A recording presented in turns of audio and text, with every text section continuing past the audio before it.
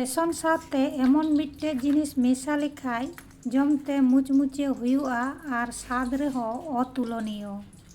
तो चलो ताहले बनाव लगे नेल ताबन पे वीडियो आलो पे स्किपा एहब खय मुचाद धरिते। ताहले बनाविन शुरू लगे। जोहार गे सानाम को तिहिन आर मिट्टे नवा रेसिपिኝ आगू कादा। तो तिहिñा रेसिपी दो हुयुग काना मेनी बेगुनी। तो बेंगाड़ अरुब सफा कतेरिኝ आगू कादा। बानार धारे गेट किदኝ आर नितो दो माझेरिኝ गेदा पतला पतला। तो नॉय गेडिñ शुरू कादा। वीडियो जदि पे कुसिया ताहले लाइक पे कमेंट पे आपेया लाइक कमेंट इन नाम लेखाय इñho आरो रस्काኝ बुझेवा और नोंका गे नावा नावा वीडियो कोñ अगुया। चलो ताहले बेसी कथा बांग मेन कातेद मेन रेसिपी रिñ सेनोआ और वीडियो दो प्रथम खय शेष पर्यन्तो नेल ताबन पे।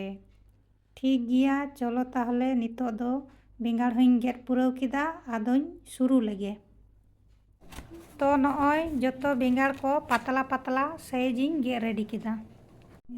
कुची कुची धनिया पत्ताñ गेट एदा और कुची कुचिñ गेट एदा बेरेल मरीच। नितो दो जतो बेंगाड़ टुकरा को मिट्टेन बाटी रिñ दोहोएदा। नितो दो बुलुंगिñ एमावाग काना। एमावाग कानाñ सासांग। नितो दो बुलुंग आर सासांग भाली ओकजते बेंगाड़ रे बानार सा धारिñ माखावा और माखा माखाते एकेबारेñ नरम उतारा। नितो दो कड़ाई रे सुनुमिñ ललो हचोआ। हाताविदाñ परिमाण मतो बेसन। बेसन रे बुलुंगिñ एमावाग काना और सासांग आरिñ एमाग काना अल्प परिमाण कालो जीरा आरिñ एमावाग काना बेरेल मरीच और धनिया पत्ता। नितो दो जतो उपकरण को कम कम दाग एम कातेरिñ मिसाया। थोड़ा गान आरोñ लगावादा। भाली ओकजते जतोñ घांटा मिसाया और मिश्रण दो हो नोंका हुयुग मा। ललो सुनुम बेटार रिñ एमावआ। मिड टुकरा बेटार रिñ एमावदा और बानार साइडिñ डुबुजा। बेसन खय राकाब काते नितो दो ललो सुनुम रिñ आड़ागा। मिड साइड दो इसिन आकाना और मिड साइडिñ आचुरादा।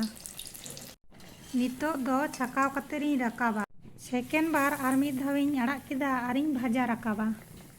प्रत्येकटी गिñ भाजा राकाब किदा। चा और खजड़ी साथे जम लगिते एकेबारे मिनी बेगुनी रेडी। तो चिलका हुई काना परेर वीडियो रे आरो देखा हुयुआ।